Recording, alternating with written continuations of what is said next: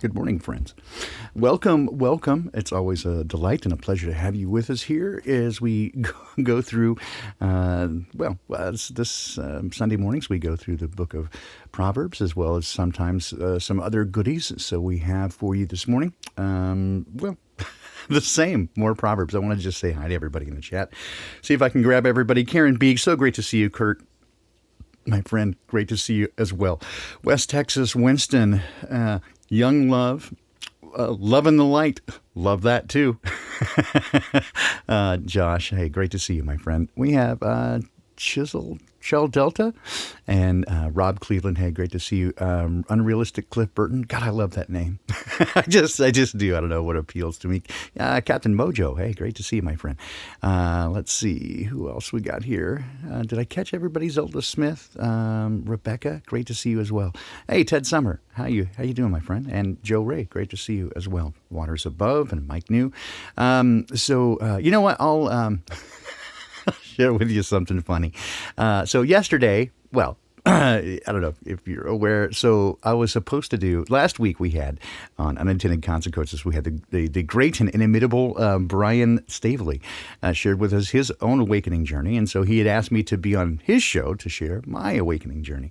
And so that was scheduled for, it was actually scheduled for Friday. And then I just completely spaced it like a dingleberry. Oh, I felt like such a dillweed. But we did it yesterday. And we had a great chat. It went almost 3 hours. Hey, Donald Daniel, how are you, my friend? It's been a long time since I've seen you live and in person. Great to see you. I had that great conversation, and I noticed a couple. It engendered a couple of things. So there was a guy who left. Let's see, I'll share this with you. So a guy who left this message. On a conversation that I had on last Unintended Consequences. That was on yesterday morning. Tom, our friend Tom Muir says, damage control much? Those with eyes to see, gifted to them by the Almighty God through his Son, Jesus Christ, I'm with you so far, can see right through your lies. You've got a few subs fooled. You've made merchandise of them. You will be judged for the low life you are. Well, okay then. Tom, I just want to, again, I know from whence you come, from Tony the Troll, and let's see. Well, let's touch on this real quickly. These lies you speak of, please share that with me, because insofar as I'm aware, I have shared my opinion on a number of things, and opinion is just that. Are you saying that my opinions are lies? Am I lying about my opinion? I don't understand. That does so. Or am I lying when I read scripture? Is that the lie? Because that seems odd. Or am I lying when I adjure people to find for themselves their Creator and speak to Him directly and don't listen to what I say? Listen to the Creator. Is that the lie? Because that would be scary to some people, I think. I've seen that happen. Let me point out that your friend Tony the Troll, who himself says he doesn't know Scripture. Let's read from Proverbs 6:16-19, shall we? These 6 things does the Lord hate. Yes, 7 are an abomination to him. A proud look. Our friend Tony does that. A lying tongue. Everything he says is a lie. And hands that shed innocent blood. And he has very clearly said that he wanted to shed the blood of Rose 777. A heart that devises wicked imaginations. For everything he says is a wicked imagination. He's making it up. Feet that be swift to running to mischief. All his content is slagging other people. A false witness that speaketh lies. I think we all know what's happening there. And he that sows discord among brethren. You see, all these things that the Lord hates are Tony. So go back and check yourself before you wreck yourself. I will also say that inasmuch as you've done it to the least of these, my brethren, you've done it unto me. Those are the words of Jesus. So this works out on both ways. Whether you help someone or harm them, it is accounted as though you've done it to the king. So you might want to reconsider your ways, my friend. All right. Let us then begin here.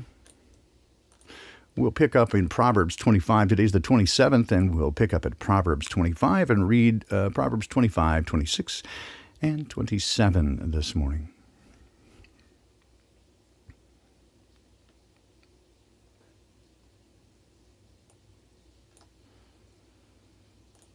It is the glory of God to conceal a matter. To search out a matter is the glory of kings. As the heavens are high and the earth is deep, so the hearts of kings are unsearchable. Remove the dross from silver, and a silversmith can produce a vessel. Remove wicked officials from the king's presence, and his throne will be established through righteousness. Do not exalt yourself in the king's presence, and do not claim a place among his great men. It is better for him to say to you, "Come up here," than for him to humiliate you before his nobles. What you have seen with your eyes, do not bring hastily to court, for what will you do in the end if your neighbor puts you to shame? If you take your neighbor to court, do not betray another's confidence, or the one who hears it may shame you, and the charge against you will stand. Like apples of gold in settings of silver is a ruling rightly given. Like an earring of gold or an ornament of fine gold is the rebuke of a wise judge to a listening ear. Like a snow-cooled drink at the harvest time is a trustworthy messenger to the one who sends him. He refreshes the spirit of his master. Like clouds and wind without rain is the one who boasts of gifts never given. Through patience, a ruler can be persuaded, and a gentle tongue can break a bone. If you find honey, eat just enough. Too much of it, and you'll vomit. Seldom set foot in your neighbor's house. Too much of you, and they'll hate you. Like a club or a sword or a sharp arrow is one who gives false testimony against a neighbor. Like a broken tooth or a lame foot is reliance on the unfaithful in a time of trouble. Like one who takes away a garment on a cold day, or like vinegar poured into a wound, is one who sings songs to a heavy heart. If your enemy is hungry, give him food to eat. If he's thirsty, give him water to drink. In doing this, you will heap burning coals upon his head, and the Lord will reward you. Like a north wind that brings unexpected rain is a sly tongue, which provokes a horrified look. Better to live in the corner of a roof than to share a house with a troublesome wife.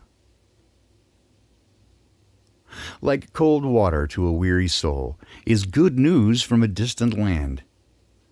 Like a muddied spring or a polluted well are the righteous who give way to the wicked.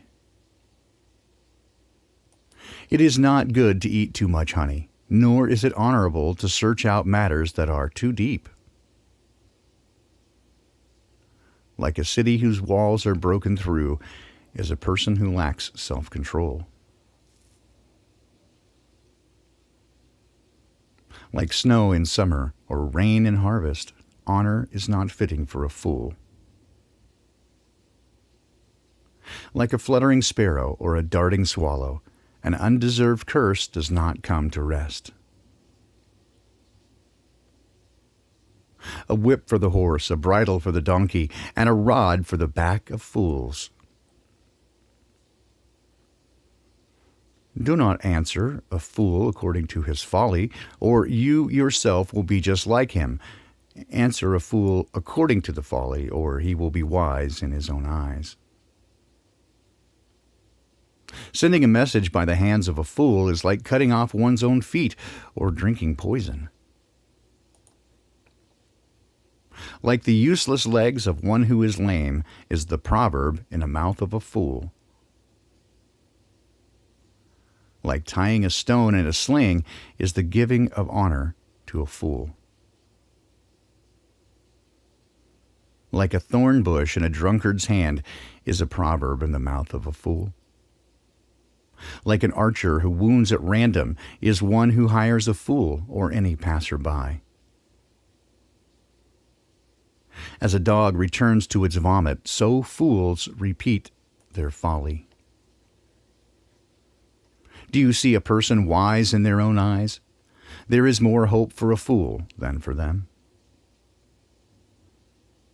The sluggard says, "There's a lion in the road, a fierce lion roaming the streets." As a door turns on its hinges, so a sluggard turns on his bed. A sluggard buries his hand into the dish. He's too lazy even to bring it back to his mouth. A sluggard is wiser in his own eyes than 7 people who answer discreetly. Like one who grabs a stray dog by the ears is someone who rushes into a quarrel that is not their own. Like a maniac shooting flaming arrows of death is one who deceives their neighbor and says, "I was only joking." Without wood, a fire goes out. Without gossip, a quarrel dies down. As charcoal to embers and as wood to a fire, so is a quarrelsome person for kindling strife. The words of a gossip are like choice morsels. They go down to the innermost parts. Like a coating of silver dross on earthenware are fervent lips with an evil heart. Enemies disguise themselves with their lips, but in their hearts they harbor deceit. Though their speech is charming, do not believe them. For 7 abominations fill their hearts. Their malice might be concealed by deception, but their wickedness will be exposed in the assembly. Whoever digs a pit will fall into it. If someone rolls a stone, it will roll back on them. A lying tongue hates those it hurts, and a flattering mouth works ruin. We'll come back and touch on a couple of those. They're really good. Proverbs 27.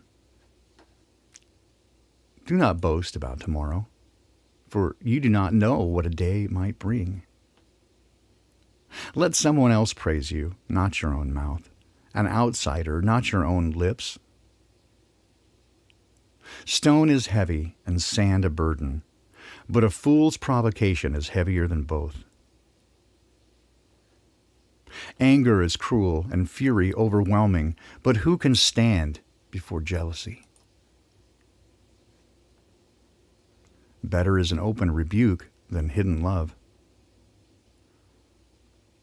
Wounds from a friend can be trusted, but an enemy multiplies kisses.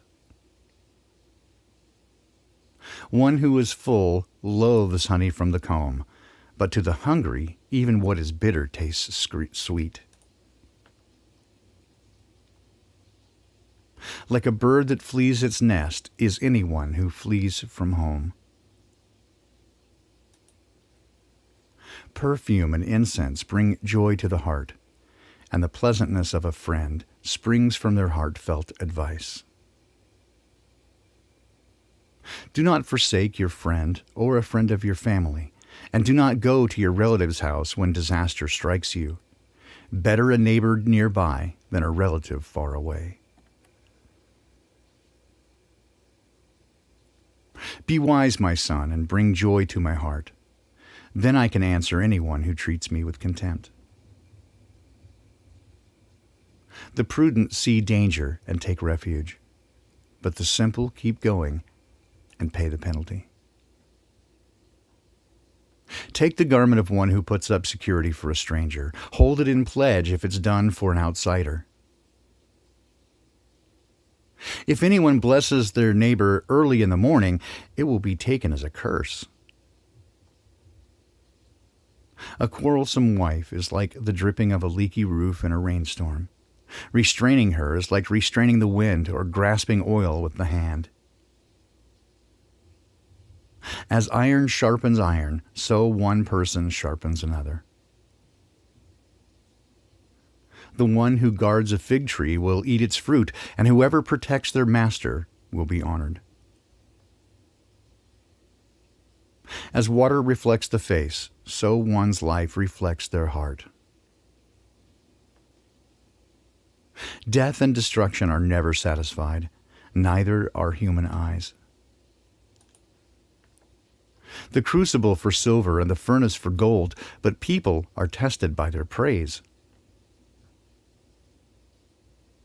Though you grind a fool in a mortar, grinding them like grain with a pestle, you will not remove their folly from them. Be sure you know the condition of your flocks, and give careful attention to your herds. For riches do not endure forever, and a crown is not secure for all generations. When the hay is removed and the new growth appears, and the grass from the hills is gathered in, the lambs will provide you with clothing, and the goats will with the price of a field. You will have plenty of goat's milk to feed your family and to nourish your female servants. Proverbs 25, 26, and 27 from the New International Version. So as I said, I wanted to kind of touch on a couple of these I just found particularly relevant. There's so much wisdom that I find contained herein. It is remarkable how just succinctly he manages to nail some of these things, especially regarding, for example, this idea of be not wise in your own eyes, and don't claim yourself to be something that you're not. If you take the best seat, as it says in the house, and then you're going to be ashamed and embarrassed when the master of the house says, no, that's not for you. Come sit over here in a place less significant, and you will be shamed. Far better to take the lowest seat and to have them say, no, friend, come up here, and to be honored. There's a great deal of commentary, especially in Proverbs, regarding the sluggard, those who refuse to do work.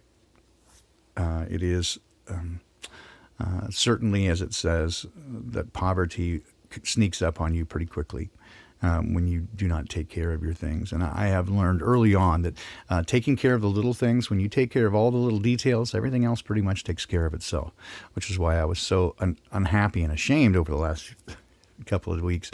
I've been missing a few things, and it reflects poorly. And so again, I apologize to those I haven't caught up with completely. I'm not used to making errors of that type. So there's that. I guess I need to be a little bit more focused. I'm just a guy, right? I deal with stuff like everybody else. So wanted to touch, let's see here. Specifically this one who grabs a stray dog by the ears is someone who rushes into a quarrel not their own. Also, that's been interpreted as a rabid dog, right? So it's like grabbing a rabid dog by the ears, getting into a quarrel that's not yours, right? I stay far away from the drama that occurs, especially within our group here. It happens, right? People are going to be what they are. But one of the things I really wanted to just kind of point out, right, is that it says very, very clearly that people reveal themselves. And we've seen this so clearly, certainly I have, even in the last couple of weeks. If you give people, if you patiently give them enough time, they will very clearly reveal to you who they are. It is from the overflow, the abundance of a man's heart that come his good works, or bad. Right, so good or bad, it comes out of them. So while they can certainly be deceitful and present themselves as a friend up front, ultimately they will reveal themselves. Hey, thank you, Love and the Light. I would take all the prayers that I can get. And again, I'm still happy to, if anyone has any requests that they want me to petition before Dad, I'll do that. Oh, speaking of which, during the conversation I had with Brian last night, I noticed that somebody, I don't need to break out their name, I guess, John something, was offended that I used that term to reference our Creator. He thought it was, well, he said essentially that it was irreverent, blasphemous even. And I thought, that's the problem with religion. Is it, I mean, if you were to think, for example, of, we won't go for the English royals because you know what they are, but imagine, if you will, a princess or a queen, and is it, is it rude to call her by her first name or even a pet name? Of course, you're supposed to give all reverence due to a royalty, but if they are your lover, right, then you can, it would be odd not to speak to them in the familiar. The difference is having the relationship. If you are not familiar with them and do not have a tight, close relationship, then sure, I guess it would be rude to speak that way. But when you are in an intimate relationship with them, then you call them by an intimate name. Jesus, even when on the cross, referred to the Creator as Abba, not just Father, but Daddy. So there you go. So would I recommend people run around, calling him Dad? Well, I mean, if you get to know him, right? So that's what I thought, Monk. The same thing, right? It's just an indicator that you don't really know him. And again, I don't judge people, right? It's not. My point isn't to judge the person, but my point is it depends. It's contextual. It depends on the relationship you have with a person, right? So I have a relationship that is intimate with my Creator, and so Daddy, I love them. Am I still in awe and have reverence for the Creator as being this amazing, powerful, unbelievably enormous, unthinkably huge being? Absolutely. But also, they're my friend and Papa. Why would I not? Anyway, again, I'm not, my point isn't to judge, but just simply say that, again, religion is the acceptance of some worldview based on what somebody else says. It lacks the intimacy of firsthand understanding, right? Relationship is what heals. And I just adjure people, right?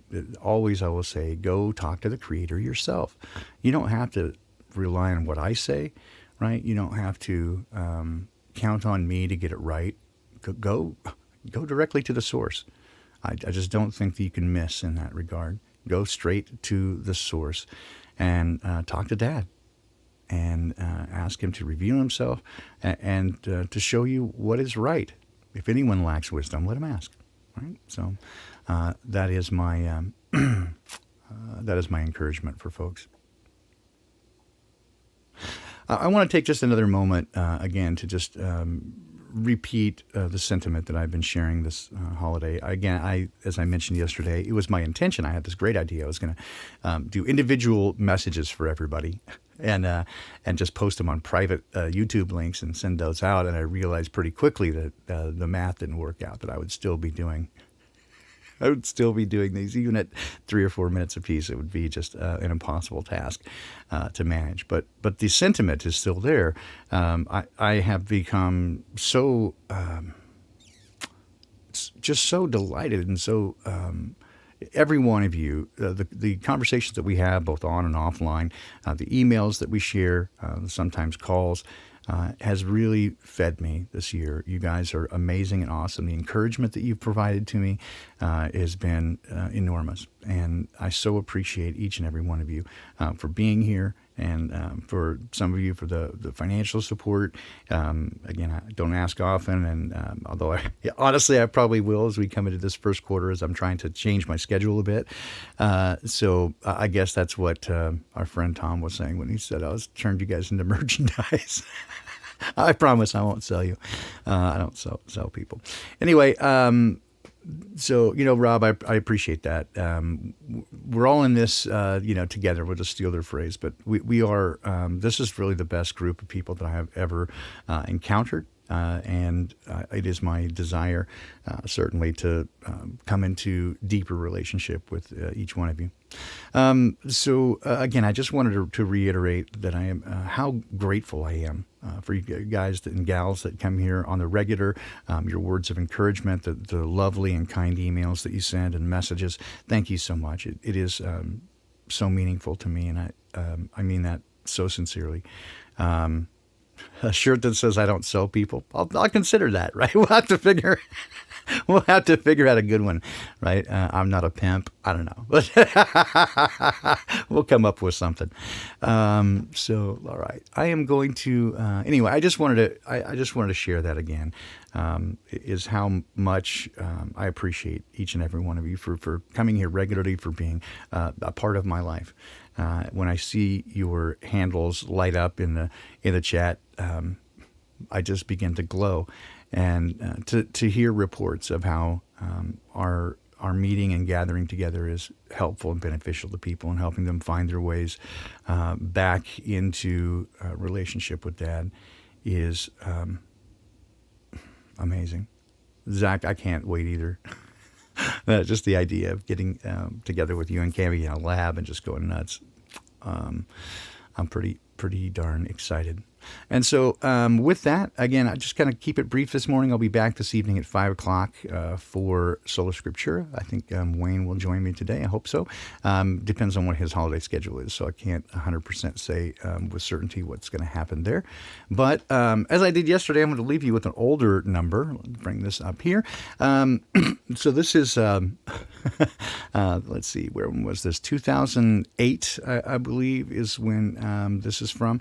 And it was again a song that we played at church, and the sort of the backstory to it is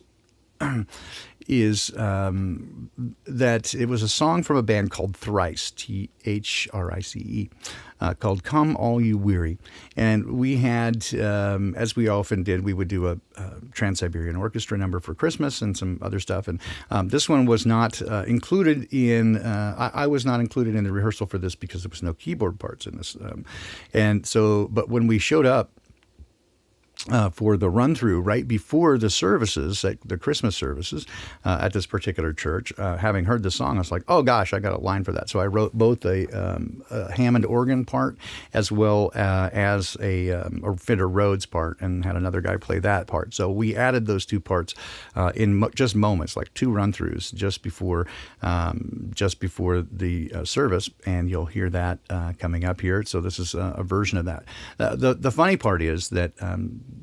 So I'd never heard of the band or the song previous to this. And so once we got done, I went home and checked out YouTube and found the original recording, a live version from the band Thrice. And nothing against them, but I really liked our version way better than what they had done. Well, about a year later, they reissued a version of that song with almost exactly the same keyboard parts that we had written. So you're welcome, I guess. Nobody ever sent me a check or anything, but they had initially released it without without those parts, and I wrote them, and then they just showed up. So interesting that happened. So the very beginning of this got kind of trimmed, I think, but we'll play it again. Anyway, this is "Come All You Weary," performed at K2 the church. The arrangement is mine, and a guy named Tom played the other keyboard part, and I hope you enjoy it. And copyright strike, I don't think I'll get that. Yeah, against them, right, Rob?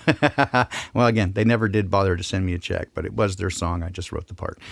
So anyway, I hope you guys enjoy it, and I'll see you back this evening at 5 p.m. Pacific time. This is "Come All You Weary."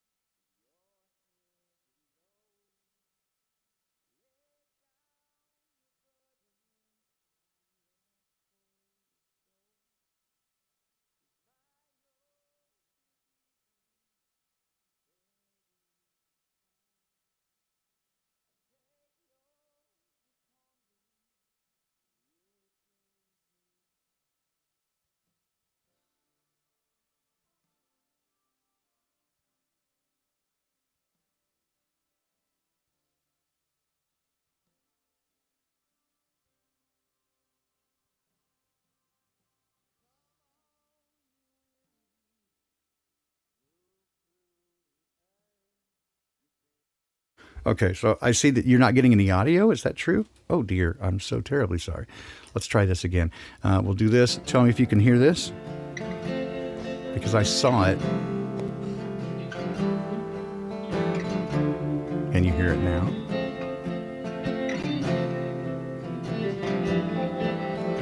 Come all you weary with your heavy loads, lay down your burdens, find rest for your souls. 'Cause my yoke is easy and my burden is kind.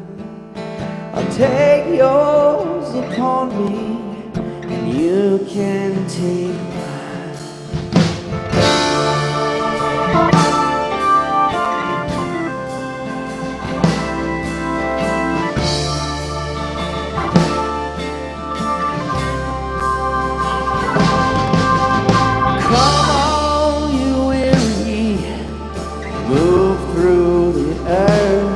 You've been spurned at fine restaurants and kicked out of church. I got a couple of loaves, so sit down at my feet. Lend me your ear and we'll break bread and eat. Come all you weary,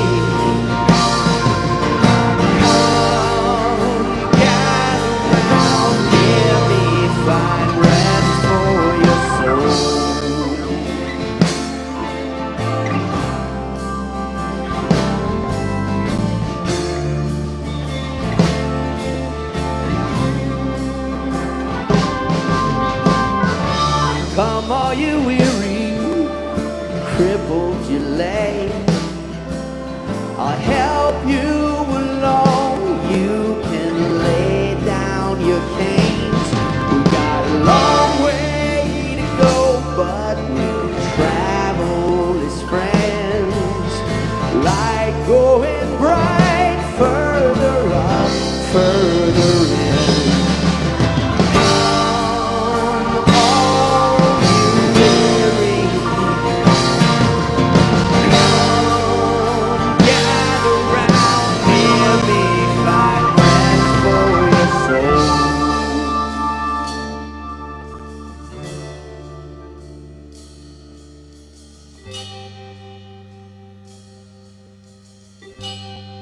Find rest for your soul.